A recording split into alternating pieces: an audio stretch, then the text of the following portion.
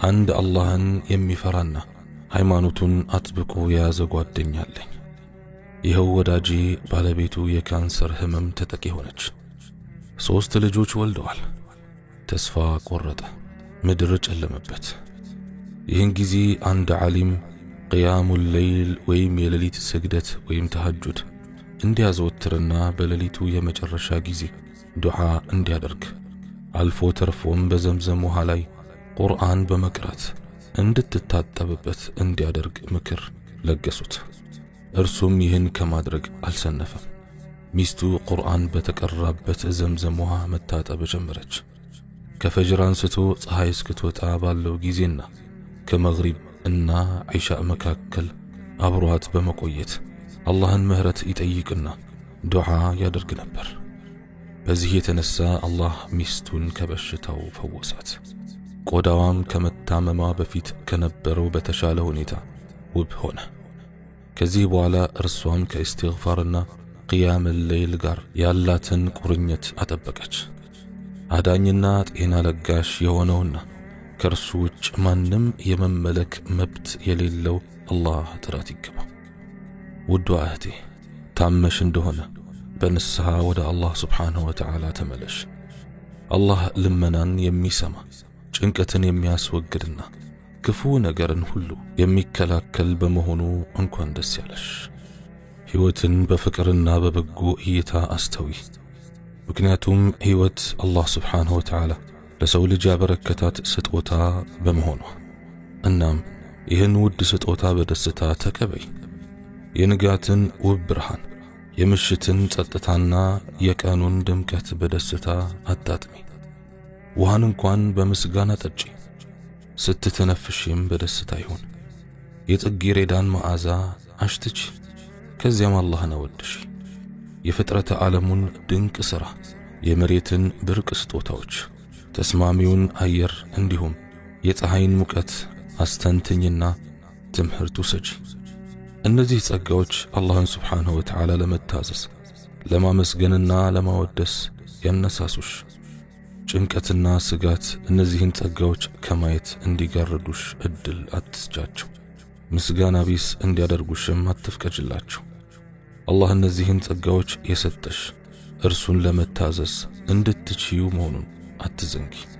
በአላህ ስብሓንሁ ወተዓላ ላይ እምነት ያለው በመጪው ዓለም መኖር የሚያምን የአምላክ ፍራቻ ያደረበት ሙስሊም የሁሉ ነገር ፈጣሪ ለሆነው አላህ ስብሓንሁ ወተዓላ ሙሉ በሙሉ እጅ ይሰጣል። በሌላ አነጋገር በሚደርስበት ነገር ሁሉ ጭንቀት ውስጥ አይገባም። ምክንያቱም አምላኩ የሁሉ ነገር ፈጣሪና የሙእሚኖች ወዳጅ ጠባቂ እንደሆነ ያውቃልና። ሙእሚን ያልሆኑት ለነገሮች የሚሰጡት ምላሽ ከዚህ እጅጉን የተለየ ነው። ለምሳሌ አንዲት ሙእሚን ሴት እጅግ ስትፈልግ የነበረውን ሥራ ልትቀጠር በፍጥነት እየሄደች ነው። ይሁን እንጂ ለቃለ መጠይቁ ታረፍድና ስትጓጓለት የነበረውን ሥራ ልታጣ ትችላለች። ቢሆንም መዘግየቷ ቀድሞ በአላህ ስብሓንሁ ወተዓላ የተወሰነ መሆኑን ስለምታውቅ ከዚህ ካልጠበቀችው ክስተት ጥሩ ነገር ለማግኘት ትጠቀማለች። አምላኳንም ታመሰግናለች። መጨረሻው ያማረ እንዲሆንላት በጌታዋ ላይ ተስፋ ታደርጋለች። ያረፈደችበት ምክንያት ጎማ በመፈንዳት አሊያም በትራፊክ መጨናነቅ ላይ ማመካኘት ትክክል እንዳልሆነ ታውቃለች። ምክንያቱም የሁሉም መንስኤዎች አለመከሰት በሰዓቷ እንደማያስገኛት ትረዳለችና ነው።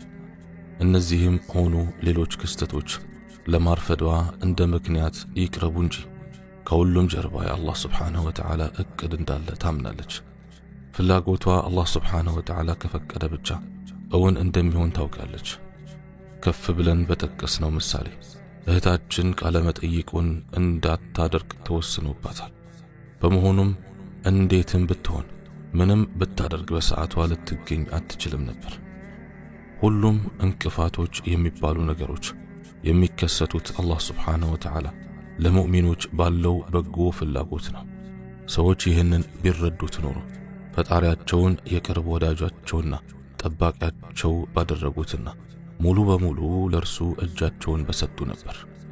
አላህ ስብሓንሁ ወተዓላ በባሮቹ ላይ ሊያይ የማይፈልገው አንዱ ባህሪ በሚገጥሟቸው መልካም ያልሆኑ ገጠመኞች ምክንያት ሐዘን ወይም ጭንቀት ውስጥ መውደቃቸውን ነው። ከቢጸ ተስፋነት የኢአማንያን ባህሪ ወይም ከደካማ እምነት የሚመጣ ነው። ሁሉ ነገር በታቀደለት የዕጣ ፋንታ ጉዞው እንደሚፈስ አለመገንዘብ ነው። አላህ ስብሓነሁ ወተዓላ ከዚህ ባህሪ እንድንጠበቅ ያስገነዝበናል። በዚህ ባህሪም መዋጥ ፍጹም የተከለከለ ወይም ሐራም ነው። ምክንያቱም አላህ ስብሓነሁ ወተዓላ ሰዎች እርሱን እንዲያምኑትና በእርሱ ላይ ተስፋ እንዲያደርጉ የነገሮችን በጎ ገጽታ እንዲመለከቱ ስለሚፈልግ ነው። ሙእሚኖች ሀብታቸው ቢጠፋ፣ ንብረታቸው ቢወድም ወይም ያልጠበቁት አደጋ ቢገጥማቸው እጅግ ታጋሽ ናቸው። ምክንያቱም አላህ ስብሓነሁ ወተዓላ ሁሉን ነገር እንደፈጠረ ያውቃሉና። አላህ ስብሓነሁ ወተዓላ የሚታዩትን ሆነ የማይታዩትን ነገሮች ከጉልት ነፃ አድርጎ የፈጠረ ጌታ ነው። ሁሉን የፈጠረው አላህ ስብሓነሁ ወተዓላ የሰው ልጆችንም ከነ ዕጣ ፋንታቸው የፈጠረ ጌታ ነው። እጅግ ራቅ ካለ ቦታ የሚኖረው ሰው የሚገጥመው ቅንጣት ክስተት ከአላህ ስብሓነሁ ወተዓላ ቁጥጥር ውጭ አይደለችም። እርሱ አላህ ስብሓነሁ ወተዓላ ሁሉን ተመልካችና አድማጭ ነው። አላህ ስብሓነሁ ወተዓላ የሁሉ ነገር ተቆጣጣሪ እንደሆነ እያወቁ ጭንቀት ውስጥ መውደቅ ታላቅ ስህተት ነው። ማንኛውንም ነገር የሚሆነው አንዳችን ስለፈለግነው አሊያም ደግሞ ሌሎቻችን ስላልፈለግነው አይደለም። ነገሮችን ሁሉ እንዲከሰቱ የሚያደርገው አላህ ነው።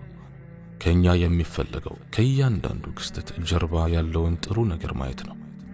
ምክንያቱም አላህ ስብሓነሁ ወተዓላ ነገሮችን ሁሉ የሚያደርገው ለበጎ ነውና። ከነገሮች ጀርባ ያለውን መልካም ነገር መመልከት የቻሉ የአላህን እንከን የለሽ ሥራ ተረድተው እምነታቸውን ያጸናሉ። በተስፋና በቀቢጸ ተስፋ መካከል የሰለለች መስመር አለች። ተስፋ ምክንያታዊነት ሲሆን ቀቢጸ ተስፋነት ግን ተቃራኒው ነው። አንድ ተማሪ በደንብ ቢያጠናም በፈተና ሊወድቅ ይችላል። በመውደቁ ምሬት ውስጥ ቢገባ በዚህ ሁኔታው የሚያገኘው ጠቃሚ ነገር የለም። ትርፉ አካሉንና መንፈሱን መጉዳት ብቻ ነው። አላህ ስብሓነሁ ወተዓላ ለዚህ ተማሪ ሌላ ነገር ፈልጎለት ይሆናል። ምናልባት በዚያ ዓመት ወደ ኮሌጅ ከሚገባ ይልቅ ቀድሞ ዝግጅት ማድረጉ የተሻለ ይሆናል። ወይም በዚህ ወቅት ኮሌጁ መግባቱ በወደፊት ሕይወቱ ላይ አስከፊ ጥላ እንዲያጠላበት የሚያደርግ ይሆናል። አሊያም በሚቀጥለው ዓመት የተሻለ ኮሌጅ ሊደርሰው ይችላል። በዚህም የወደፊት ሕይወቱ የሰመረ ይሆናል። በአጠቃላይ አላህ ስብሓነሁ ወተዓላ ብዙ ነገሮች ሽቶለት ይሆናል። ሰዎች በሕይወታቸው መጥፎ ናቸው ብለው የሚያስቧቸው ክስተቶች ገጥመዋቸው ይሆናል። የፈለጉትን ሥራ አለማግኘት፣ የሚወዱትን ማጣትና የመሳሰሉት ክስተቶች በሁላችንም ላይ የሚደርሱ ናቸው። ሰዎች በነፍሶቻቸውና በንብረቶቻቸው እንደሚፈተኑ አላህ ስብሓነሁ ወተዓላ ግልጽ አድርጎልናል። ነቢያችንም ሰለዋቱ ረቢ ወሰላሙሁ ዐለይህ በአንድ ንግግራቸው ይህንን አብራርተዋል። አላህ የወሰደው ነገር ሁሉ የእርሱ ነው፣ የሚሰጠውም ነገር ሁሉ እንዲሁ የእርሱ ነው። ከእርሱ ጋር ያለ ሁሉም ነገር በዚህች ዓለም የተቀመጠለት ጊዜ አለው። ስለሆነም ሰዎች ታጋሽ መሆንና የእርሱን ምንዳ ተስፋ ማድረግ አለባቸው። ቡኻሪ ይዘግበውታል። በመሆኑም በሚገጥማቸው ነገሮች ሁሉ ታጋሽ የሆኑት ጥሩ ነገር ሲያገኙ፣ አመፀኞች ግን አስከፊ ነገር ይጠብቃቸዋል። ተስፈኛ እና ታጋሽ መሆን አስፈላጊነቱን ልንገነዘበው ይገባል። በዚህ የቁርአን አንቀጽ መሰረት ተስፈኝነት የግድ ነው። አዑዙ ቢላሂ ሚነ ሸይጣን ረጂም يا بني يذهبوا فتحسسوا من يوسف وأخيه ولا تيأسوا من روح الله إنه لا ييأس من روح الله إلا القوم الكافرون ልጆቼ ሆይ ሂዱ፣ ከዩሱፍና ከወንድሙም ወሬ ተመራመሩ፣ ከአላህም እዝነት ተስፋ አትቁረጡ። እነሆ ከአላህ እዝነት ከሃዲዎች እንጂ ተስፋ አይቆርጥም አለ። ሱረቱ ዩሱፍ አንቀጽ 87። አላህ ስብሓንሁ ወተዓላ እንዳዘዘው ተስፈኛ መሆን፣ ቀቢጸ ተስፈኝነትን ከሕይወታችን ለማስወገድ መጣርና ጌታችንን ወዳጃችን ማድረግና እንደ ትእዛዙ ማደር አለብን። አላህ ስብሓንሁ ወተዓላ ይርዳን። الله سبحانه وتعالى أني بتنكر كتن أنتم بسمات شوت يمن التكم يدرقا. سبحانك اللهم وبحمدك أشهد أن لا إله إلا أنت أستغفرك وأتوب إليك، وآخر دعوانا أن الحمد لله رب العالمين، والسلام عليكم ورحمة الله وبركاته.